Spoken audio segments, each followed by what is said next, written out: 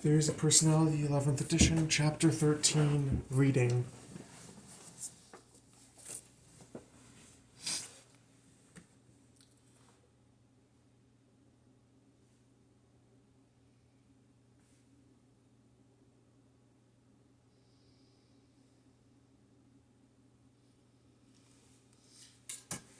Albert Bandura Modeling Theory.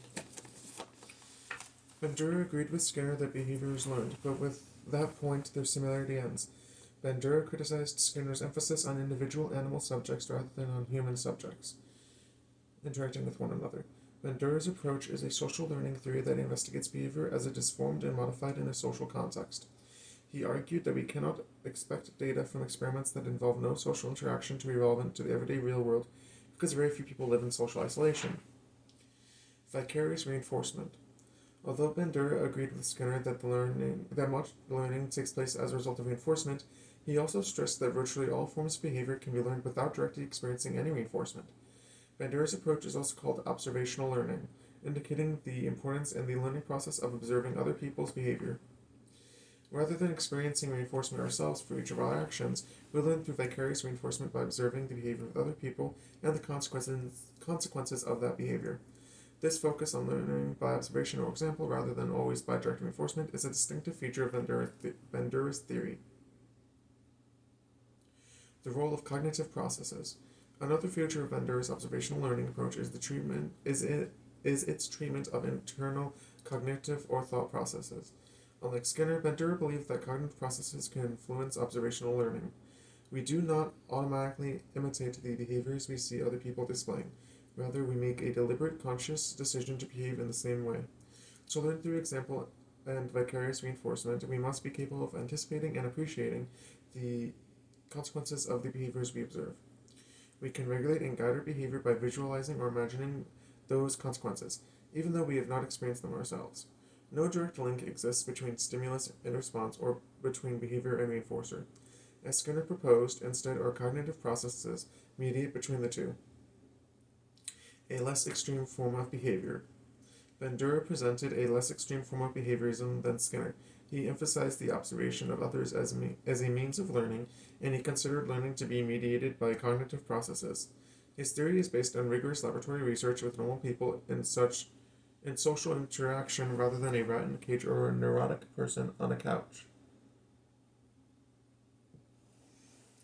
The Life of Bandura, 1925 to present? Get drunk or go to school. Bandura was born in the province of Alberta, Canada, in a town so small that his high school had only 2 teachers and 20 students. His parents were immigrants from Poland who emphasized the value of education. During the summer following his graduation from high school, he took a construction job in the wilderness of Yukon Territory, filling holes on the Alaska Highway. It was a unique experience for a bright, inquisitive young person. Finding psychology. He went to the University of British Columbia in Vancouver as an undergraduate and took a course in psychology out of expediency. The carpool in which he commuted to campus every day included engineering and pre-med students, all of whom had early morning classes. Psychology was also offered in that time period, and so Bandura enrolled in the course, not out of any real interest, but simply because it was convenient timing. He quickly found the material fascinating and went on to earn his PhD in 1952 from the University of Iowa. After a year at Wichita, Kansas Guidance Center, he joined the faculty of Stanford University, where he began his new approach to psychology. Challenging the leading position in the field was a risky undertaking for a young unknown psychologist. He quickly became successful and compiled an extensive record of publications. In 1973, only 21 years after getting his PhD, he was elected president of the American Psychological Association. In 1980, he received its Distinguished Scientific Contribution Award, and in 2006, he was presented with the American Psychological Foundation's Gold Medal Award for Life Achievement. Bandura's sense of humor was often directed at himself. When he was once asked whether he walked to his office or drove a car, he said sometimes both in the same day. Modeling, the basis of observational learning. Bandura's basic idea is that learning can occur through observation or example rather than solely by direct reinforcement. Bandura did not deny the importance of direct reinforcement as a way to influence behavior, but he challenged the notion that behavior can be learned or changed only through direct reinforcement. He argued that operant conditioning, in which trial and error behavior continues until the person happens upon the correct response, is an ineffective and potentially dangerous way to learn certain skills such as swimming or driving. A person could drown or crash before finding the correct sequence of behaviors that brings positive reinforcement. To Bandura, most human behavior is learned through example, either intentionally or accidentally. Bobo the inflatable doll. Through modeling, by observing the behavior of a model and repeating the behavior ourselves, it is possible to acquire responses that we have never performed or displayed before and to strengthen or weaken existing responses. Bandura's now classic demonstration of modeling involves the Bobo doll, an inflatable plastic figure about 4 feet tall. In his studies, preschool children watched an adult hit and kick Bobo while attacking the doll. The adult model shouted. When children were left alone with the doll, they modeled the behavior after the example they just witnessed. The behavior was comparable with that of a control group of children who had not seen the model attack the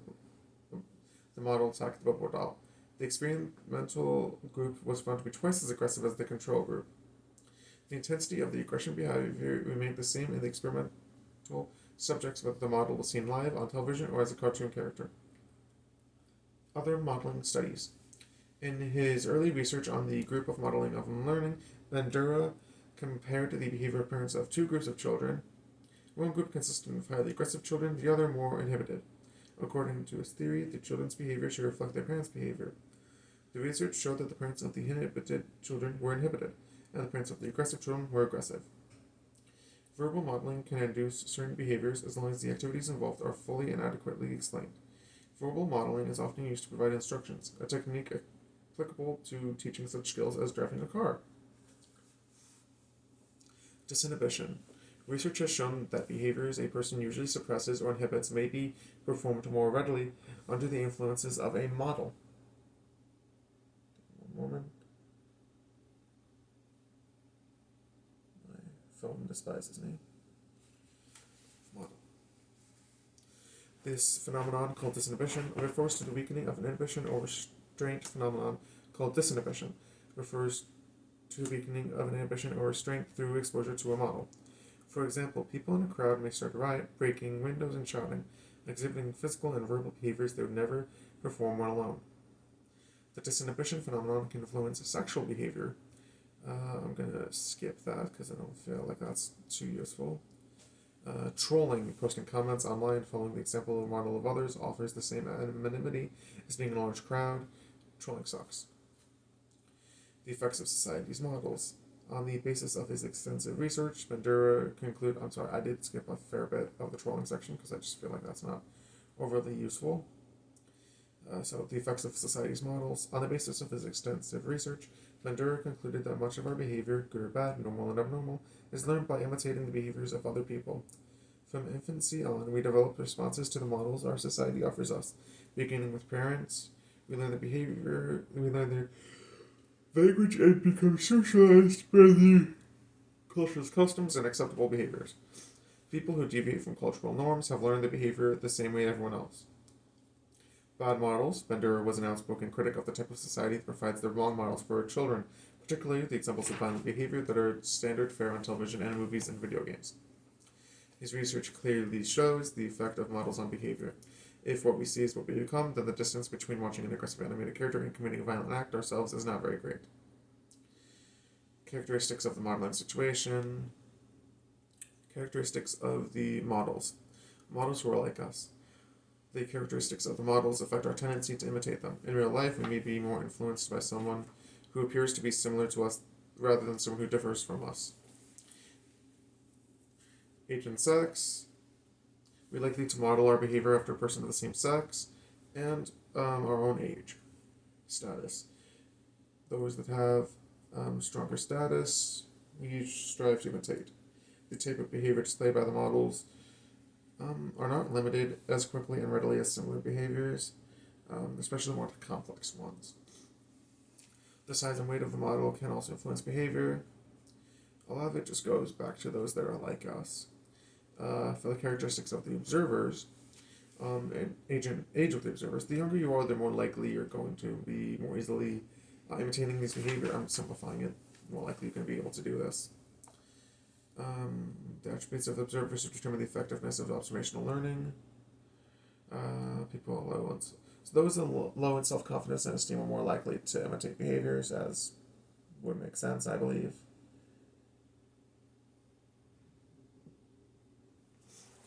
The reward consequences, good reward, more likely to behaviors. The processes of observational learning. Bandura analyzed the nature of observational learning and found it to be governed by four related mechanisms, for which I'm just going to simplify them much more quickly than reading the whole thing. Attentional processes. Developing our cognitive processes and perceptual skills so that we can pay significant attention to a model and perceiving the model accurately enough to initiate displayed behavior. An example would be driver's education class. Retention processes. Retaining or remembering the model's behavior so that we can imitate or repeat it at a later time. For this, we use our cognitive processes to form mental images and verbal descriptions. Taking notes on lecture material or the video of a person driving our car. Production processes. Translating the mental images or verbal symbolic representations of the model's behavior into our own overt behavior by physically producing the responses and giving feedback on the accuracy of our continued practice. Example, practicing in the car. Incentive and motivational processes. Perceiving the model's behavior leads to a reward and thus expecting that our learning and successful performance of the same behavior will lead to similar consequences. Example, expecting that when we master driving skills, we will pass the test and receive a license. Self-reinforcement and self-efficacy. Self-reinforcement is not always necessary, by the way, just putting that out there. In Bandura's approach to personality, the self is not some psychic agent that determines or causes behavior. Rather, the self is a set of cognitive processes and structures concerned with thought and perception. Self-reinforcement is basically we set our standards, we reward ourselves. Pretty simple. And then there's the unrealistic performance standards. You set unrealistic performance standards and try to continuously meet these excessively high expectations despite repeated failings. That can be very self-destructive, honestly. Self-efficacy or believing you can. So a lot of it goes back to feelings of adequacy, efficiency, and competence in coping with life. There is low and high self-efficacy. If you have low self-efficacy, you're honestly just going to be very low energy, feel helpless. High self-efficacy are very strong, very willed, believe they can deal effectively with everything. So, some sources of information can be based on performance, vicarious experience, verbal persuasion, psychological and emotional arousal. Performance is straightforward. This is what you've done. This is you getting feedback on stuff you've done. The vicarious experiences is seeing other people perform successfully. Verbal persuasion is exactly what it sounds like. It's persuasion. And psychological and emotional arousal is more focused on emotions, how you feel in those moments. The developmental stages of self-efficacy. Childhood self-efficacy develops gradually over time. Infants begin to develop self-efficacy as they try to exercise greater influence over their physical and social environments. They learn about the consequences of their own abilities, such as the physical prowess, social skills, and language competence. These abilities are in almost constant use, acting on the environment, primarily through the effects on parents. These early efficacy building experiences are centered around the parents, parental behaviors that lead to self-efficacy and children. Anyways, parents affect a lot. And this does diminish as the child's world expands, and there's other models such as siblings, peers, and other adults. Adolescents involve coping with new demands and pressures, growing awareness of choices. They have to establish new competencies. Adulthood, that's very much where you separate yourself. This does differ from gender to gender, as women who feel high self-efficacy can promote that in their children and others around them. The middle years of adulthood are the most stressful, as people reevaluate their careers and everything. Old age, it's difficult because of declining mental and physical abilities, and retiring from work, withdrawal from social life. Behavior modification. Bandura's goal in developing his social cognitive theory was to modify or change those learned behaviors that social society sorry. that society considers undesirable or abnormal. Like Skinner's approach to therapy, Bandura focused on external aspects.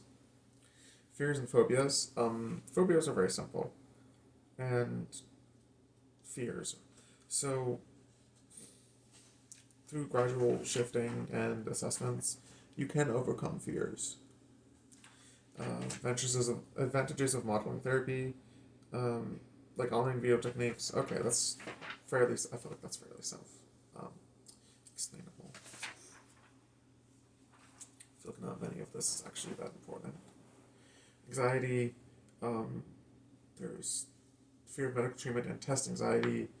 Fear of medical treatment. Some people have an intense fear of medical situations that they prevent themselves from seeking treatment. Test anxiety, exam scores, and knowledge.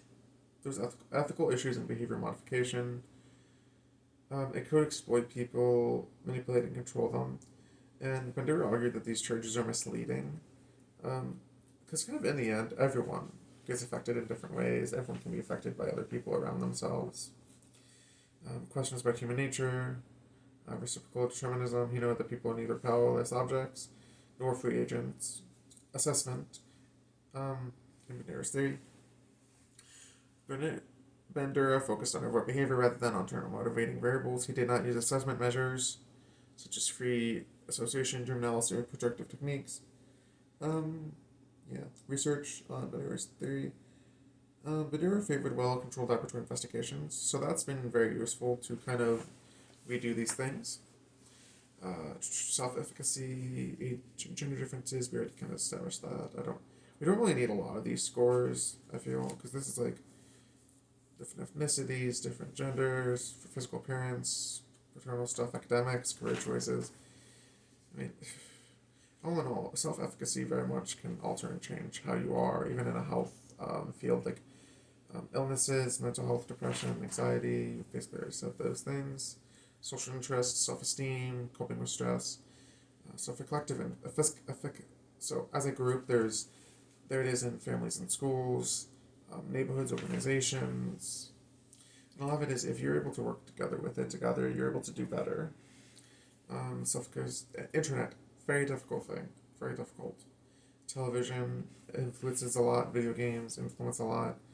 Cyberbullying is still an issue at the moment. I know I've skipped a lot, but I think a lot of it's kind of dry. Like, okay, this is pretty simple. Reflections on Bandura's theory. Social learning theory focuses on overt behavior. Critics charge that this emphasis ignores directly human inner aspects of personality, such as motivation and emotion. They draw an analogy with a physician whose patients have stomach pains. The physician who deals only with overt behavior may treat his patients best and groaning or complaining, or require actually medical help or surgery. The social learning approach has several distinct advantages. Is objective and amenable. Most experimental psychologists refer theoretical work and personality that posits unconscious or other internal driving forces that cannot be manipulated or measured.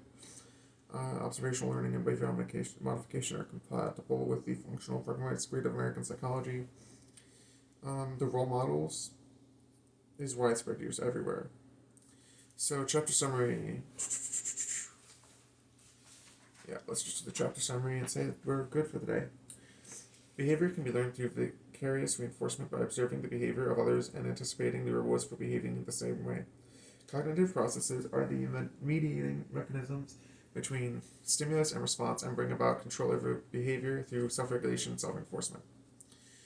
Doll thing, watching television, violent video games. Observational learning is governed by additional retention, production, and incentive and motivational processes. The self is a set of cognitive processes concerned with thought and perception. Self-enforcement requires internal performance standards against which to evaluate behavior. Self-efficacy refers to the ability to control life events. People low in this feel helpless. People high are doing great. Judgments of self-efficacy are based on performance, attainment, vicarious experiences, verbal persuasion, and psychological arousal. Behavior therapy models are used to demonstrate ways of coping with threatening situations. Behavior can be modified through observation and guided participation. Ultimate goal is to set realistic performance standards to maintain an optimal level of self-efficacy. Bandura assesses behavior and cognitive variables through direct observation, self-report, inventories, and psychological measures. He favored controlled laboratory investigations using large group of subjects and statistical analysis of data. And that was pretty much chapter 13. Until next time, have a lovely, lovely day. Bye-bye.